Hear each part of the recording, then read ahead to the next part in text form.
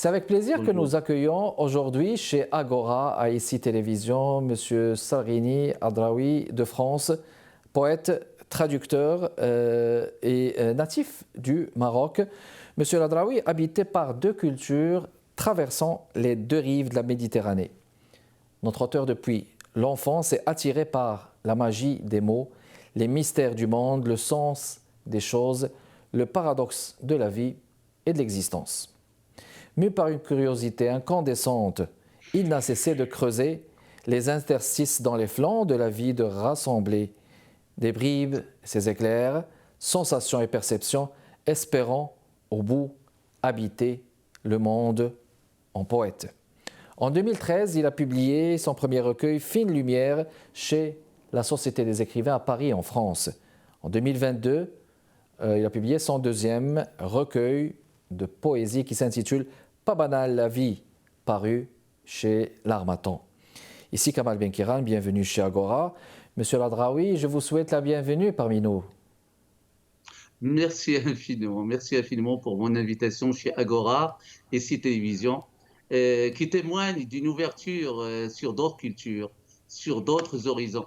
Parfait. Je remercie également cher Monsieur Benkiran, qui œuvrait sans relâche pour faire réussir cette ouverture. Magnifique, merci beaucoup, c'est très apprécié.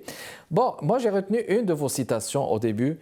Tout enfant, vous vous rappelez avoir dit à un ami ceci, vous avez dit lors d'une promenade, le jour où on a appris l'alphabet et les chiffres, je te le jure mon ami, on pourra tout apprendre, tout aborder de manière générale. Est-ce que vous pouvez expliciter justement cette citation? Ah, pour ce qui est de cette phrase, ça me fait remonter 40 années auparavant. Donc, Auparavant. c'est un vrai passé. Je me vois encore en train de marcher à côté de mon ami, d'où il prononçait cette belle phrase. Mhm. Euh, voilà, cela témoigne de que dès l'enfance, j'avais une certaine confiance. Une confiance en le mot, en la phrase, en le langage et les chiffres et qui permettrait, que je croyais me permettre de vivre dans ce monde, d'y habiter, de l'habiter, de le comprendre et de pouvoir l'exprimer.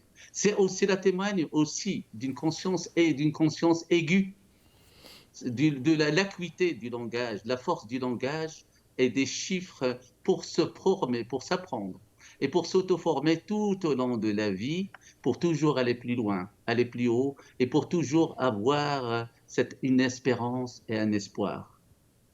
Je pense que cette phrase aussi me témoigne qu'enfant, on a déjà une graine de notre âge adulte et des illusions aussi que le futur permet de rectifier. Et là, le poème vient de dire, une de cette strophe vient de dire, les mots que je croyais sereins, silencieux, pacifistes, je les ai trouvés emplis de vertu ou de débauche.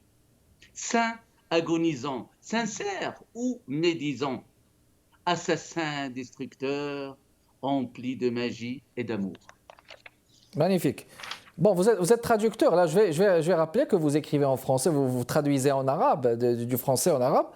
Et je présume aussi que le fait de traduire vos textes, ça procure une magnifique sentiment, une magnifique sensation et permet de puiser aussi dans les splendeurs des deux langues, l'arabe et le français, où vous avez béni. En quoi la traduction joue-t-elle un rôle important dans la promotion générale de la littérature et de la poésie, M. Adraoui? Effectivement. Je reviens à la question de la langue. La langue, c'est une culture, et une civilisation, une histoire, et une sensibilité et une vision du monde. L'arabe et le français, mes deux langues de travail et de création, mais quelle beauté, mais quelle merveille. Baudelaire et ses fleurs du mal, qui nous a dit s'enivrer sans trêve de vin, de poésie ou de vertu. À votre guise, nous a-t-il dit. Mais enivrez-vous, Rimbaud et les illuminations, Victor Hugo, les misérables, les châtiments, les contemplations. La poésie, le divan des Arabes, leur précieux recueil. Amr al-Qais qui nous dit tout regard embellit tout objet qui l'attire. Al-Mutanabbi, Al-Mutanabbi, le grand poète du Xe siècle, qui nous dit c'est aux gens résolus que viennent les résolutions, c'est aux nobles esprits qu'adviennent les nobles actions. Abul Tout à Ala fait. al-Ma'arri, Abul Ala al-Ma'arri, qui est le poète des philosophes et le philosophe des poètes, et qui est le précurseur de l'enfer de Dante, avec son livre majeur, l'Épître du pardon. Je reviens au rôle de la traduction. Pour moi, la traduction jette des ponts entre les rives. La traduction, elle contribue indubitablement au transfert des savoirs, transfert des connaissances, à établir des liens de compréhension. Et c'est de ce fait, il devient un facteur de paix et d'entente.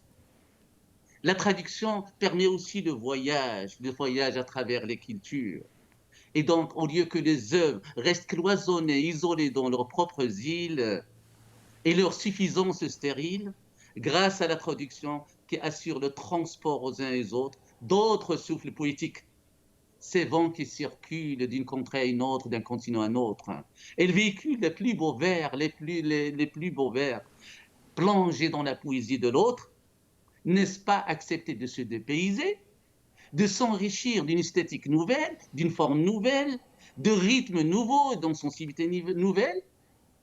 Bref, plonger dans la poésie de l'autre, c'est accéder à une altérité enrichissante.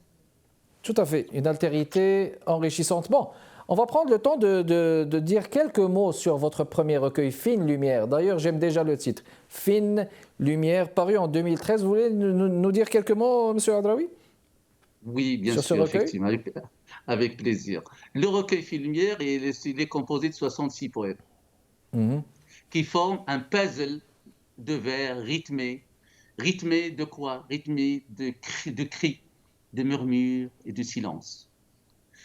Devant l'immensité et la complexité du monde, de l'univers et de la vie, le poète mobilise tous les médiateurs, les muses, ses inspirations, le langage.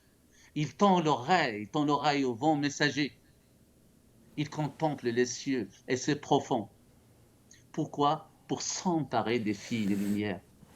Fine lumière, c'est le titre du recueil. Pour s'emparer des fines lumières qui lui permettent de saisir les bribes de la vie, les mystérieuses, l'homme tanguant entre les joies et les peines, entre l'orgueil, ses doutes, ses glissements et sa déliquescence. Très bien. Alors, juste une pause, sans vous couper la parole, et on revient, puis on vous donnera la possibilité de continuer justement les quelques mots sur Fine Lumière. Une pause et on revient, mesdames et messieurs.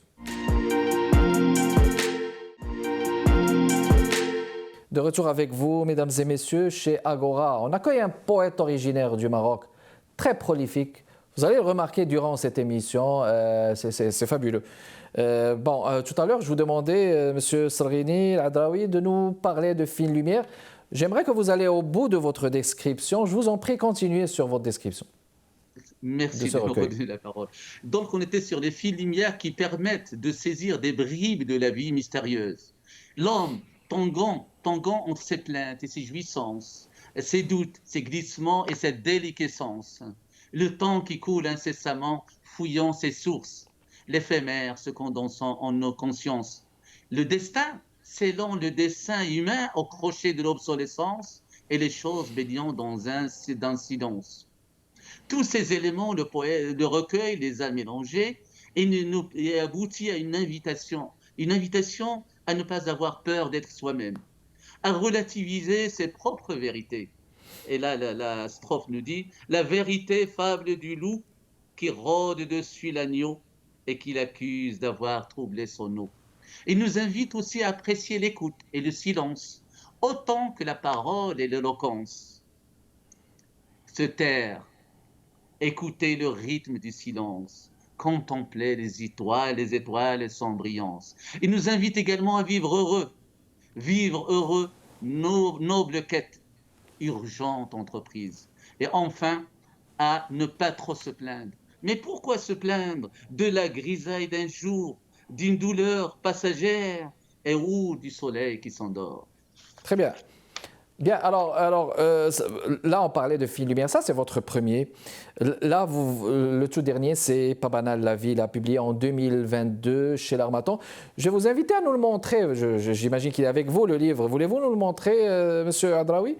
Votre tout dernier, Pas banal la vie, que voici, voilà, de son auteur, le poète Salrini Hadraoui, notre invité, mesdames et messieurs, d'aujourd'hui. D'abord, comment est venue l'idée de ce recueil?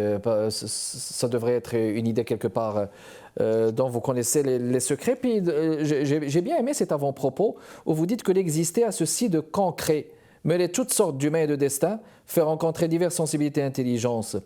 Est-ce qu'on peut lire cela comme une philosophie de vivre que vous tentez justement d'imbriquer à travers ce recueil? Effectivement. Donc, pour ce qui concerne le premier volet, à propos de l'idée du titre de Oui, l'ouvrage, en oui. fait, vous connaissez le processus processus d'élaboration d'un livre, c'est que j'ai rassemblé d'abord un certain ensemble de poèmes qui me Mhm. paraissaient présenter une certaine affinité entre eux. OK. Après, donc, je les ai classés selon l'ordre qui me paraissait le plus cohérent. Puis après cela, donc quand j'ai avancé, j'ai constaté que ça traitait des divers aspects de la vie. Très bien. Alors je me suis dit, tiens, vivre ne doit pas être quelque chose de banal. Alors c'est là que je me suis dit, alors que faut-il faire pour se sauver de cette banalité? Alors il faut du sérieux, faut du sérieux, il faut de l'implication dans la vie, de la prudence, de la créativité, de l'imagination pour donner sens à la vie, pour éviter qu'elle soit gâchée dans le malheur et l'intranquillité. Donc le titre, Pas banal la vie, s'est imposé. Pour Ah ce qui ouais, est du deuxième volet, oui, je vous hmm, en prie. je vous en prie. Pour ce qui est du deuxième volet, l'exister. Pour l'exister, en tant qu'être humain vivant parmi les humains, on est obligé de s'en mêler, de se brûler au feu des humains, de partager leur histoire, leur joie, leur peine, et de faire l'effort nécessaire aussi pour être utile, pour trouver sa place au soleil ou à la lune. Oui, tout à Tel fait. est le prix, tel est le prix de l'exister. L'écriture poétique, devenue permanente chez moi, elle se nourrit de l'exister. Et alors, je suis allé jusqu'à dire que le monde est pâturage, que vivre, c'est en permanence nourrir et se nourrir de beauté, d'art, de poésie. La vie s'invite et se dessout dans mes écrits. Elle s'en nourrit à son tour. Et tant mieux si ça devient philosophie de vie. Vivre, ne pas se leurrer d'un monde frivole, de rêves illusoires, ni de joies passagères. Très bien. Bon, vous abordez dans ce recueil plusieurs thématiques à travers des titres, en les voyant là, le sommaire, des titres comme par exemple Puissance du songe, Sérieuse quête, Une vie, l'élan, Connaître, Résonance, Mesure, Déguster. Regardez, bon, il y a plusieurs thématiques et puis il y a aussi des moralités qu'on peut voir par exemple, comme par exemple dans ce texte, je vous lis brièvement cet extrait. Tu veux t'élever, nettoie ton cœur de toute haine, de toute rancœur. Tu apprendrais savoir, ouvre bien les yeux. Quel est le point commun entre ces moralités, M. Hadraoui? D'accord. Si moralité il y a, c'est ce qui peut ressortir des deux strophes du poème Sagesse que vous avez cité. Mhm, Donc, si vraiment moralité il y a, ce n'est nullement dans un sens directif, ni dans le dessein d'instaurer quelques normes qui diraient ceci est bien, ceci est mal, c'est l'acceptable, c'est l'intolérable. Ce n'est pas dans cet esprit. Donc, si le lecteur trouve dans mes écrits ce qui peut lui paraître comme étant une moralité, tant mieux. Or, on vit aujourd'hui dans une période où l'individualisme est ambiant et la quête mhm. d'indépendance à tout prix. Donc, les gens ne sont pas recevables, en général, de cette idée de toute injonction. Hélas, il reste encore un certain engouement pour la spiritualité. Quant au point commun, je reviens à votre question, le point commun de ce que vous qualifiez de moralité, c'est le fait qu'ils sont les fruits d'un travail introspectif, Mhm. d'observation et de synthèse qui aboutit à cette forme langagière qu'on peut qualifier d'adage ou, comme vous dites, de moralité. Et on voici quelques strophes du recueil à ce propos. Défends-toi, ô ami, contre tout enclos, de tout ombre, et n'accepte du miroir que le reflet de ton âme. Libère-toi de ton moi qui s'installe en toi, les quatre saisons et les lumières célestes. Pourquoi donc faire du bas plafond ta demeure et ton ciel et de la contradiction ta raison? Excellent.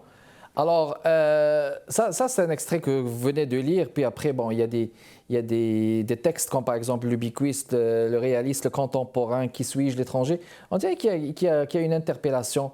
identitaire quelque part, ou une incessante quête de l'identité. Il me semble que le poète est souvent marqué par cette quête identitaire à travers ses œuvres.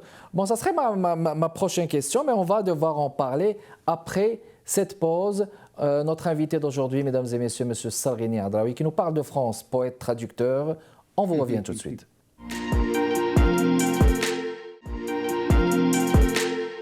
De retour avec vous, mesdames et messieurs. J'accueille un poète originaire du Maroc qui nous parle de la France, là. Et puis il écrit en français, il traduit du français vers l'arabe et puis est très prolifique. En la personne du poète Salghini Hadraoui qui a édité tout dernièrement chez Harmattan, Pas banal la vie, un titre très expressif. Je vais retourner à cette question avec vous, je vais la reformuler, M. Hadraoui. La plupart de vos textes sont émaillés de cette calligraphie. Je la trouve très belle, une calligraphie arabe que vous mettez dans le texte qui transcende même l'essence du texte à la fin.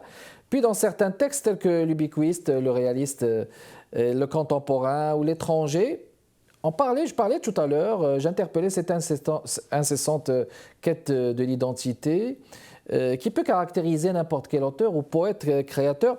Quelle lecture le poète que vous êtes fait justement de notre siècle contemporain de manière générale? D'accord. Pour ce qui est de notre siècle est marqué par une mondialisation. Et qui dit mondialisation qui entraîne une mobilité des individus. Et donc là, vous me faites appeler le personnage l'ubiquiste. L'ubiquiste qui est un voyageur invétéré, multilingue, et qui s'immerge dans son milieu et qui s'est adapté là où il est. Ça me rappelle la figure du sage moderne. Et là, la strophe, toutes les langues, sa langue. Toutes les religions, sa religion. Toutes les patries, sa patrie. Partout, fou avec les fous. Partout, sage avec les sages. Avec le XXIe siècle, on est entré dans l'ère de l'Internet, des réseaux sociaux, de l'hyperconnexion, de la dématérialisation, du zapping, et cela entraîne le risque de la dilution, ou presque, je dirais, de l'évaporation des individualités. Les crises politiques des divers États et les catastrophes naturelles entraînent des migrations d'individus en urgence, les jetant dans des pays lointains, des cultures dépaysantes, et cela a pour conséquence des problèmes liés au déracinement, à l'étrangeté des individus, ce qui les ramène à la question de leur identité.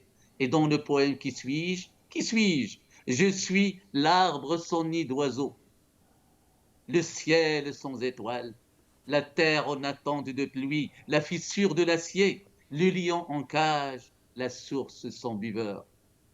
Le poète lui-même, exilé volontaire, n'échappe pas à ce tourbillon. Car il vit ses travers, il est traversé par ses courants, ses séismes, et qui l'amène à dire, dans le poème L'étranger, il était étranger chez lui, le voici étrangement solitaire en terre étrangère. Heureux celui qui, impassible, ne sent trop, ni ne voit trop clair. Alors, on va rester au parfum de ces extraits que vous nous présentez, qui sont très ressentis, qui sont très profonds. Je vais vous demander encore de partager avec nous un extrait en français, puis une traduction en arabe. Vous m'avez dit ça hors des ondes, là. Je trouve ça très fascinant, très intéressant. La parole est à vous. On va prendre un bon 3 minutes pour qu'on puisse vous écouter, M. Salghini. C'est à vous. Voilà, donc j'ai choisi le poème Étonnement. Tu aimes la vie? Fais en sorte que chaque jour et chaque instant soit pour toi durable, éternel. Que ton enfance demeure et aussi la virginité de ta naissance. Heureux celui qui sait oublier la nuit, ce qu'il a appris le jour, et celui pour qui chaque aurore, chaque coucher du soleil est une merveille. Heureux celui pour qui l'eau est un nectar, et qui toujours rencontre pour la première fois une hirondelle, un papillon ou une abeille. Heureux, celui qui, devant une chose banale, s'extasie, sursaute jusqu'au ciel. Et celui qui s'émerveille du tintement d'un cuivre, de la beauté d'une ancienne jarre. Heureux, celui qui rit à la vue d'un lézard apeuré pénétrant la fissure d'un mur. est celui qui écarquille grandement les yeux à la vue d'une fleur. Allègre, allègre est celui qui, solitaire comme un héron, s'étend sur l'herbe d'une berge, contemple la lune entourée d'étoiles et rêve de paradis et de haute voile. Voilà le texte français. Je pense que vous m'avez demandé de le lire aussi dans sa version Oui, arabe. Que je l'ai arabe, je vous traduit. en prie. Je l'ai traduit. Oui. Mhm. En arabe, دهشة. إن كنت تحب الحياة احرص أن يكون كل يوم وكل لحظة عندك دواما وأبدية. واحرص على بقاء طفولتك وعذرية وليدتك. سعيد من يستطيع أن ينسى ليلا ما تعلم في نهاره، والذي يجعل من كل فجر من كل غروب شمس معجزة عجبا. سعيد من ماؤه رحيق، والذي يلاقي كل مرة لأول مرة سنون فراشة نحلة. سعيد من يستغرب ويقفز حتى السماء أمام أشياء مبتذلة، والذي ينبهر لرنين نحاس أم لجمال جرة قديمة. سعيد من يبتسم لرؤية سحلية تقرق شقوق حائط، والذي يفتح عيناه على مصراعيها لرؤية وردة. مبتهج ذلك الوحيد كمالك الحزين الذي يسترخي على ربيع ضفة، يتأمل القمر محاطا بالنجوم ويحلم بفردوس وبأشرعة عالية. Alors c'est magnifique. Là, quand vous avez dû l'entendre, mesdames et messieurs, une traduction du français vers l'arabe, traduite par notre invité, vous avez vu cette sonorité de la langue arabe, comment elle est là, je m'adresse à toutes nos téléspectatrices et téléspectateurs au Canada, c'est magnifique. Il reste 40 secondes, vos projets d'avenir, est-ce qu'il y a des livres qui s'en viennent très brièvement, monsieur El Hadraoui? Très brièvement, bien sûr. Donc, effectivement, depuis la dernière publication, j'ai décidé d'accélérer un petit peu le rythme de mes publications. Effectivement, il y avait des années où j'avais des écrits en attente de révision et donc, je prévois de publier un recueil de nouvelles qui est en correction et un recueil rimé en dialecte marocain que j'envisage de publier au Maroc, qui est déjà prêt. Je suis en tractation avec les imprimeurs. Et donc le tome 1, je corrige le tome 1 de mes pensées. Voilà, grosso modo, les projets prochainement. Excellent. Alors, tous nos voeux de succès pour vous, M. Salreni Hadraoui, qui nous a parlé aujourd'hui de France. Merci d'avoir répondu à notre invitation. Merci de votre continuel intérêt, mesdames et messieurs. Prochain invité, jeudi à 15h30 chez Agora, ici Télévision. Au revoir.